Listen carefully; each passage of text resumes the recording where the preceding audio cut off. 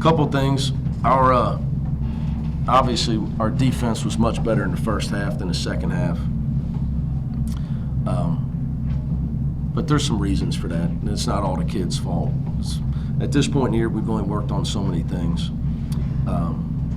But our ball movement all night was tremendous. 22 assists. If we can keep that up, all year, we'll be in business. I know you're going to ask me about guys making shots and our three-point shooting, but you should be able to make shots when you're standing there playing horse. You're wide open, you're on scholarship, because the way we're passing the basketball, I don't know if we took 1 3 that we shouldn't have taken all night.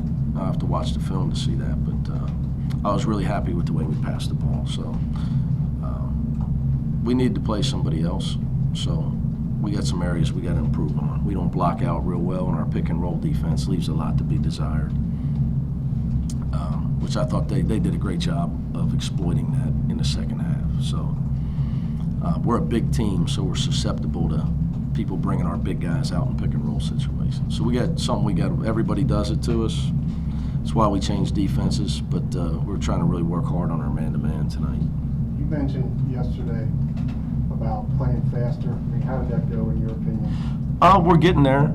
We're getting there, but I think you could just see the way you could see it tonight.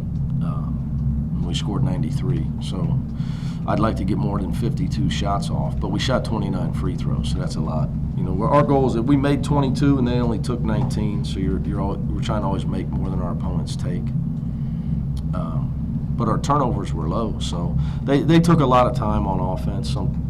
At times they tried to pass the ball and work, keep us on D as much as they could. We're still embracing the faster pace. Some guys have done a better job. Gary Clark is still really adjusting to it. I think he and Corey are the guys struggling the most with adjusting to playing faster. But so they'll get there in time. Why would Gary Clark have trouble adjusting? Well, he and Corey, neither one of them are the fastest guys in the world. So, they're used to me or Larry calling a set play and getting them the ball on a certain block. That's right, because Gary's scored most of his points in the low block. Yeah, and you just can't play that way. It's too predictable. UConn's just going to trap the guy. SMU's they're going to fight around you and not let you get post position. So you got to have player movement and ball movement. And then if you do that and read the defense, it doesn't matter who you're playing, how good a defensive team they are. Jacob Evans shot the ball well. I know I've heard that he has a nice shooting touch. Is that what you've been talking about all along? Well, he's got a lot of talent. The problem with Jacob Evans, he doesn't understand how much talent he has. It's a rarity this day and age. Most young kids are so polluted with internet rankings and AAU, All-Star, celebrity events that they're the opposite of it. They think they're better than they are. But he doesn't have any clue how good he is, which I told him that in the recruiting process the whole time. I think he's got a chance to be a great player because he can shoot, he can pass, he's extremely smart, and he's got humility, which makes him really easy to coach. But yeah, I mean, there's really nothing he can't do out there. What I would say is he should get more than 2 rebounds at his size, but I'm always going to find something, I think. But everybody looking at, you saw a new Shaq Thomas tonight. Like I would tell you, first of all, Octavius Ellis, an NBA player.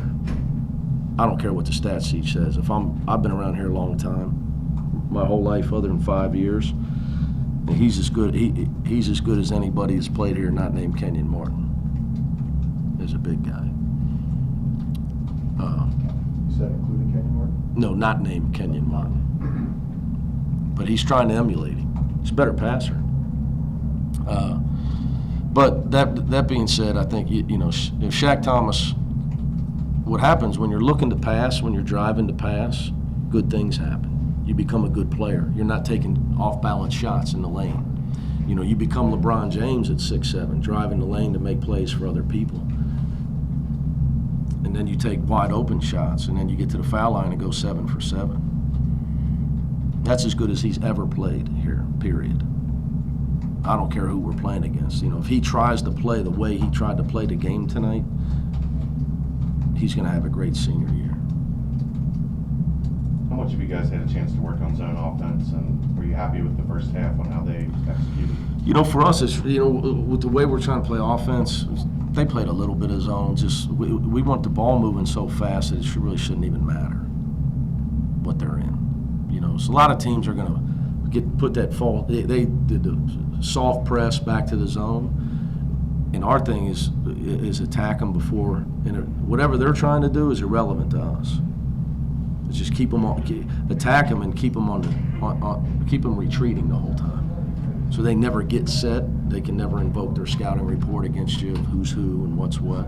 Just keep the ball moving. And what happens is our offensive rebounding, which has got to get better, but again, we go by percentage of offensive rebounds. But we made a lot of shots tonight, so there wasn't a lot of rebounds to be had. But it's hard to block us out if you're scrambling around defensively. So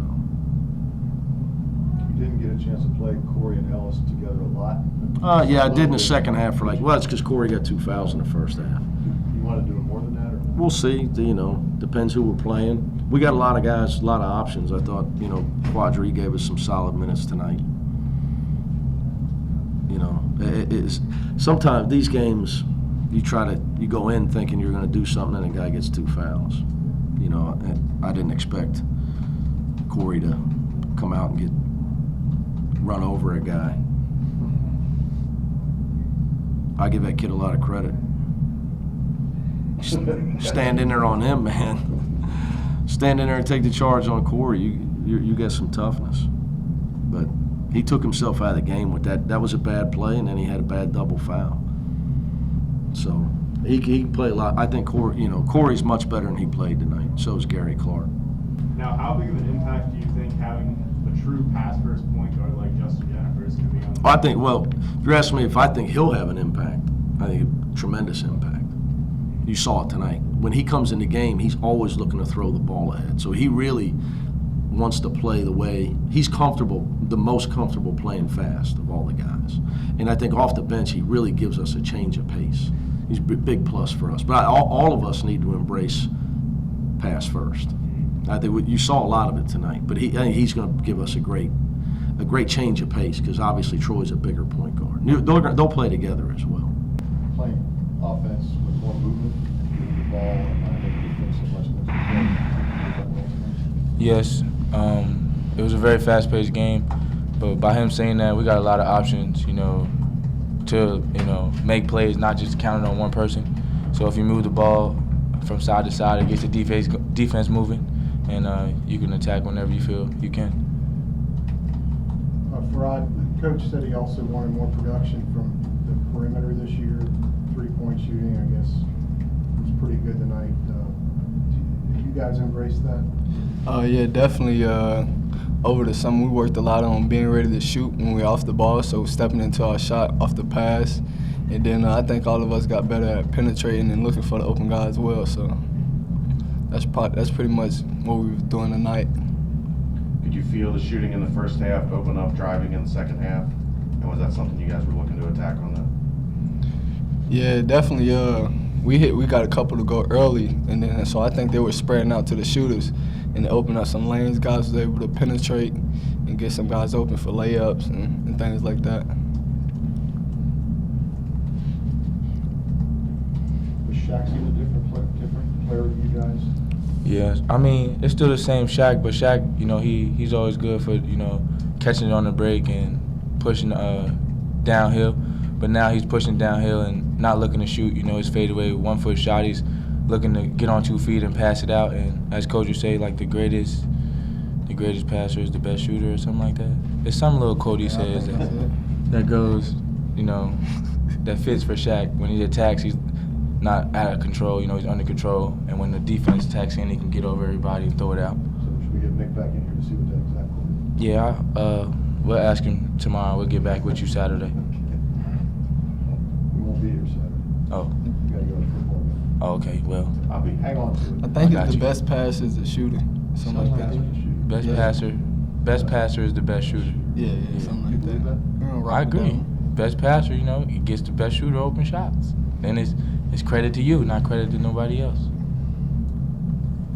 Troy, you had 4 assists and no turnovers. I know you guys are playing faster pace, so when you pushing the ball, are you just being more careful with the rock, or how are you looking at it when you pushing it, you know, putting the pressure on the defense? Just trying to draw the defense in. You know, the game is very fast, so you are thinking a lot more. But you just make the easy pass. The easiest pass is the best play. So instead of going into 3 people, if I see somebody on the wing, you just pass it ahead, let them attack, pass it out, and you get it back and you make a play from there. Defensively, what happened in the second half? Just lose focus a little bit, or were they able to exploit some stuff? It's just certain things that we got to work on, you know, like pick and roll defense from the bigs and the guards, how we want to play it. What's the defensive scheme for it? I think we were just out on a limb today. It's just something we got to work on in practice. Watch film, you know, break it down, and get back to playing defense like we do. How much of that do you think is the abundance of time you guys have spent on offense? You haven't really spent a ton on defense yet. Yeah, I agree. I think we've been focusing on offense, and now the offense is coming around. Which still takes time. You know, we're going to get back in defense because we're always going to be about defense. When you know, the scouting report comes around when it's a big team, that's one thing we focus on. Offense just comes. You know, it's all about defense, getting stops, deflections, and making other team turn the ball over. Did it feel good to set that pace early? To get out there, play against somebody else, set the pace, knock some shots in, and kind of, you know, make that tempo something that was happening? Yes, man, we've been playing against each other since June, and it feels good to get out of new 5, see how we operate. You know, we're all on the same team, so different people on different teams, not just red versus black. How can we work against another 5? If what we're doing in practice, you know, battling each other, can we take it out to the main court? And we did that. It was a good job today. Now you guys returned 8 of your top 10 players from last year. How do you think that chemistry of playing together as a unit all of last year is going to help out with this season? You know, we got a whole year of experience under us, and last year we was all kind of learning a little bit because the returning players, besides Troy, didn't really play as much, and we had 7 new guys. So I think this year we're a lot more confident. We kind of know what we're doing, so it just comes easier with experience.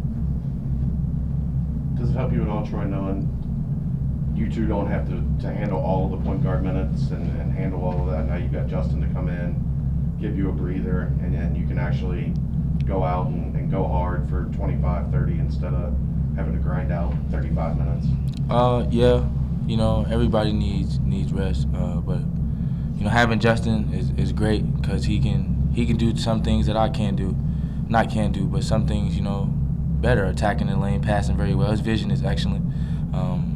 He can draw a lot of people in the paint and pass out. You know, that it just gives the defense a new thing to focus on. You know, say they got a scout report on me or Farad, and then Justin and Jacob come in and it's totally different. You know, you got to change up your defense, and that kind of gets people rattled while we still have the same scheme, offensive scheme. You can't pass like that. Maybe not, but almost. Close enough. Yeah.